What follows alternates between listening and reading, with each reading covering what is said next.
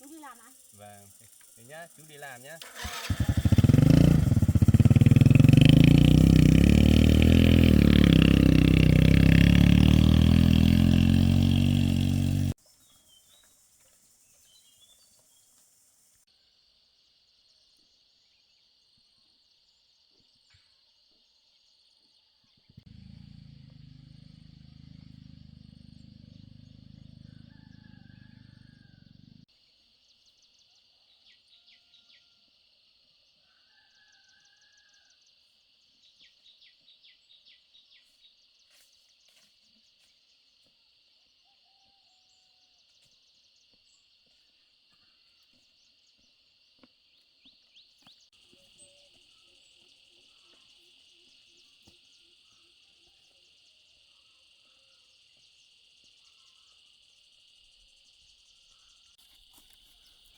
Con này có vẻ quả hơi bé, ít quả quá nhỉ.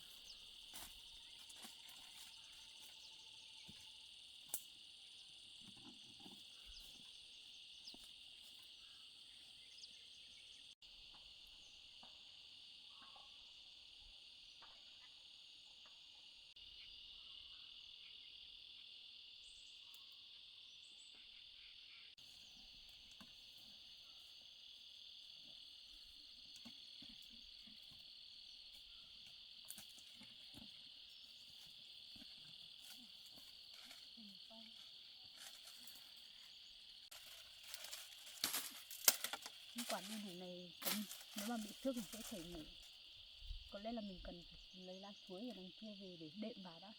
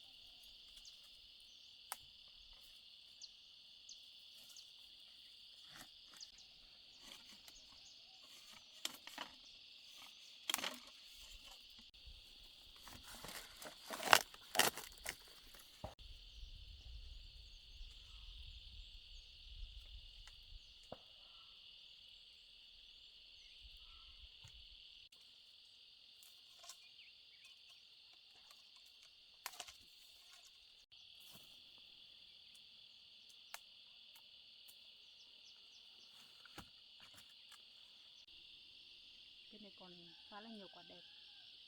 Hái riêng cây này chắc cũng đủ để ra cho bác quán bún. Mình cần tìm gì đó để mắc lên đây xong là trèo lên.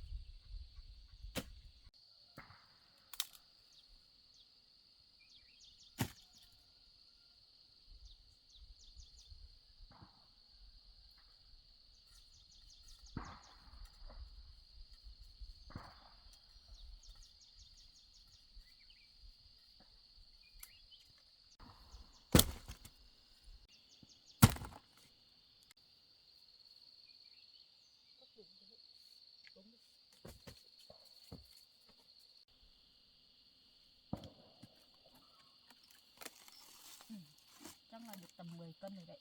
Lấy tạm thế thôi. Bên này có một quả chín rồi này. Vặt nó về ăn.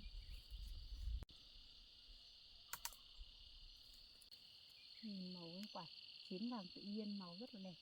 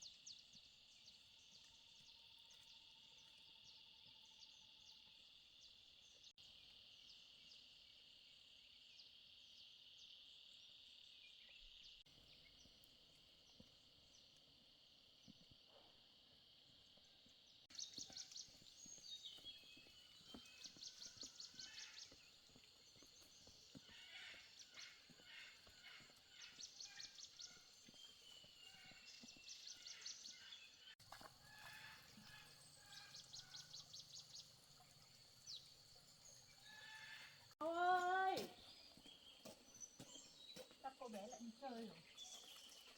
Có gì đâu nữa.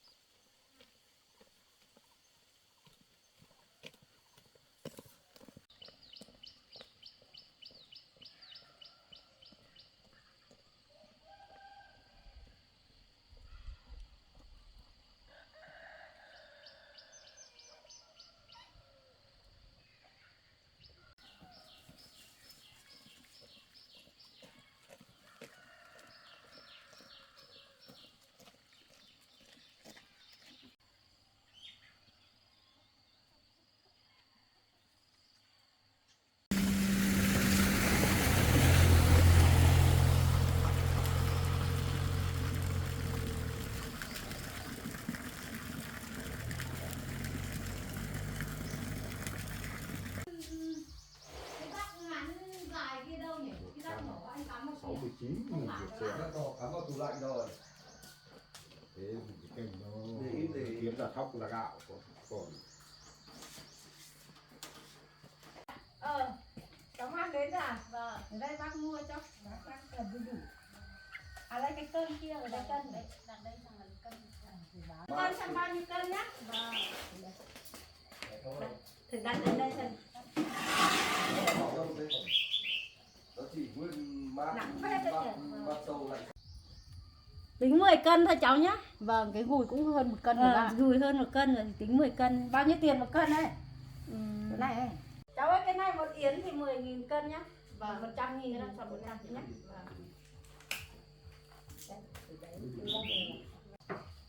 Đấy 100.000 của cháu. Dạ vâng.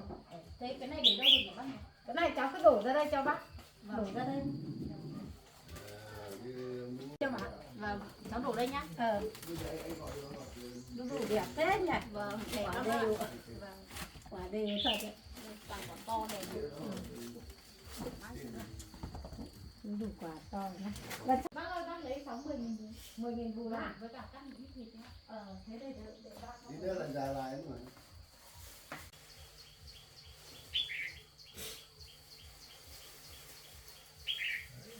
Tiền bún à? Cháu mua cái thịt đâu? Có ạ, thì nó lấy chủ. Cháu lấy miếng nào ấy?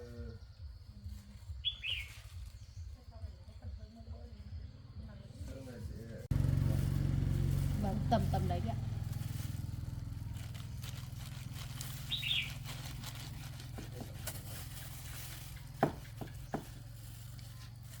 Cắt tầm này nhé. Vâng. Hay là Tú Đào TV anh? 5 lạng rồi. 5 lạng. Rưỡi à? Bác cứ bấm trên Nha này nhá. Vâng. 81.000. Cái này không phải, cái này. Cái này của cháu là 81.000. Đây xây. Cây cái này mạnh lắm, cây cái này này. Đi khủng luôn. Xin Đây nhá. là Tú Đào thôi. Của cháu cháu nhé. Dạ vâng, cháu xin ạ. Cháu về đây ạ. Cháu về nhá. Vâng.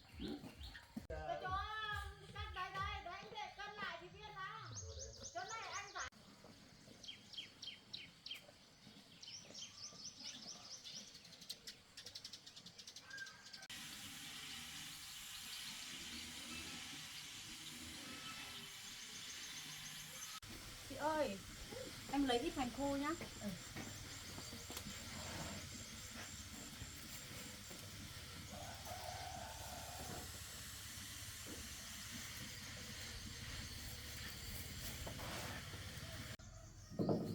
Đây chị cân hộ em.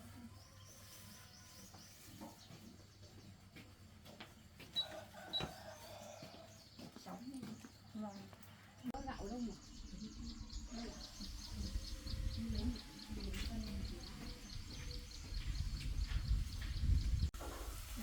Rồi, lại bên dưới này. Lại dưới này ăn nó ấy hơn đây nhỉ chị nhỉ? Dẻo hơn đây nhỉ? Lấy cho em cái này đi. À chị ơi, em lấy một cái xe rùa nữa. Xe rùa ngoài này. Vâng, thế đi, em xem nữa. Em lấy cái này nha chị.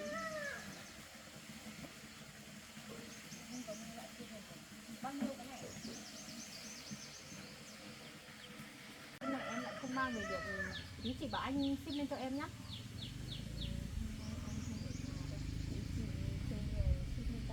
Vâng, thế tí chị nhờ người mang lên hộ em với nhá. Chị tính tiền hộ em với.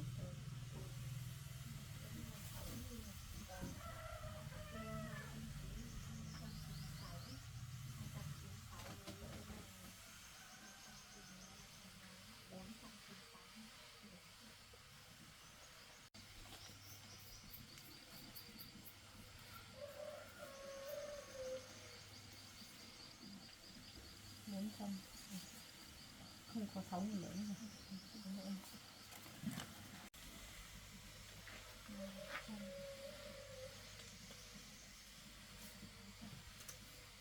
Em xin nhé. Chị ơi, tí nữa ship cho em cả bao gạo lên nhé.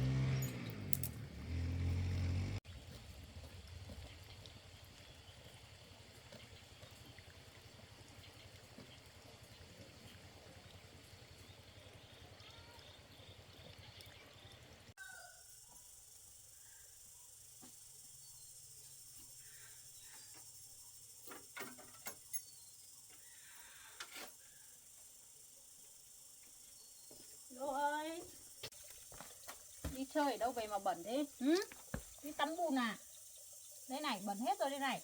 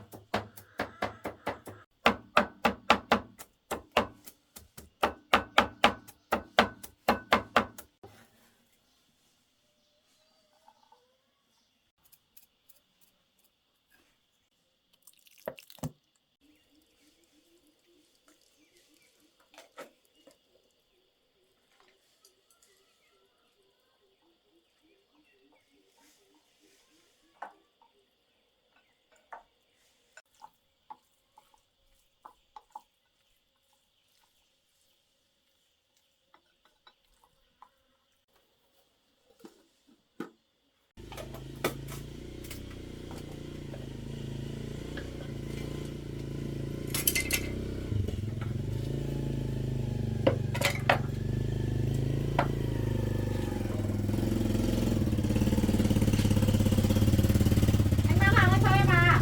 Đây chờ em tí.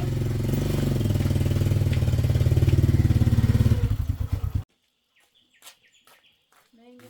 Lâu không lên được, cái nhà thay đổi nhiều nhỉ. Vâng, em vừa mới kiểu tu sửa lại xung quanh đây. Đỡ của anh. Cái thảo có nhẹ nhàng nhé. Bắn vào mắt.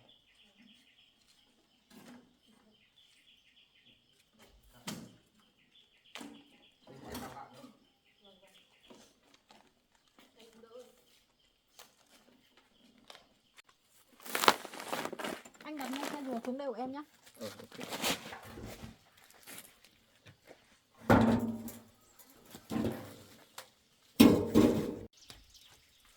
Đường này có mấy đoạn dốc không có điên nhỉ?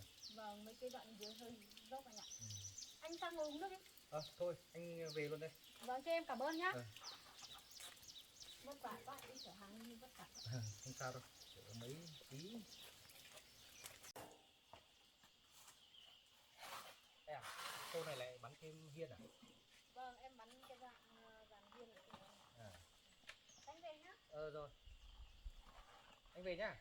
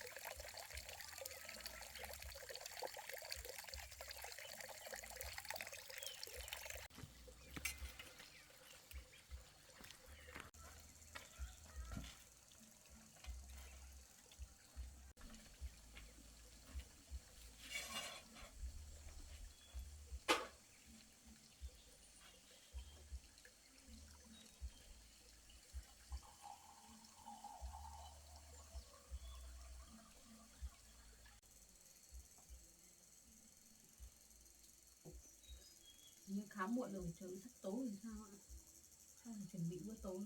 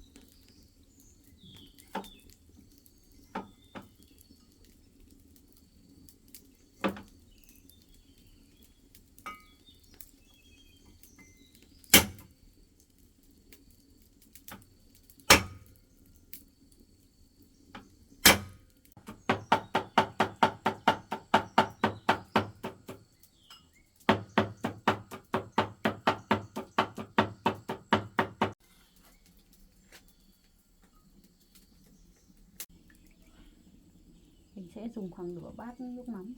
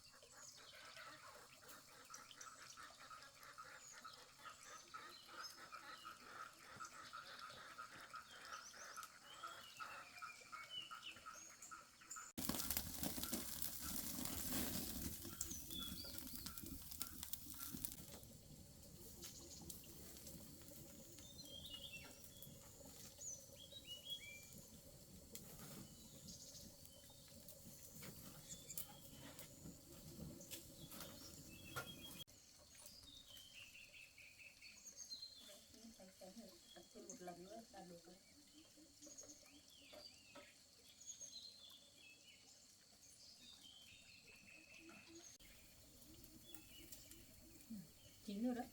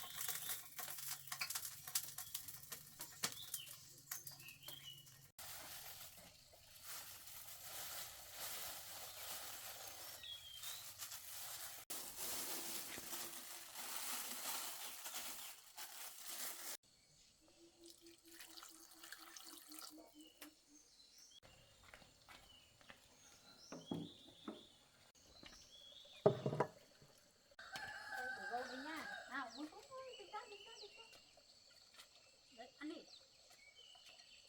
Ăn chưa? Đấy, ăn đi.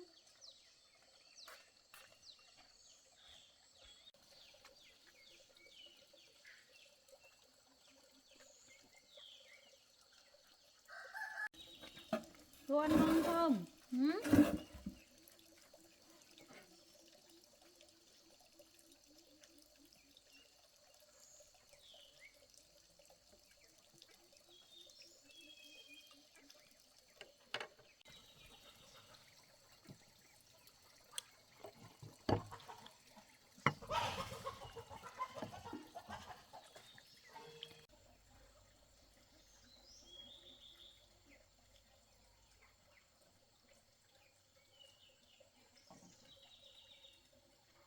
Ngon không? Ừ?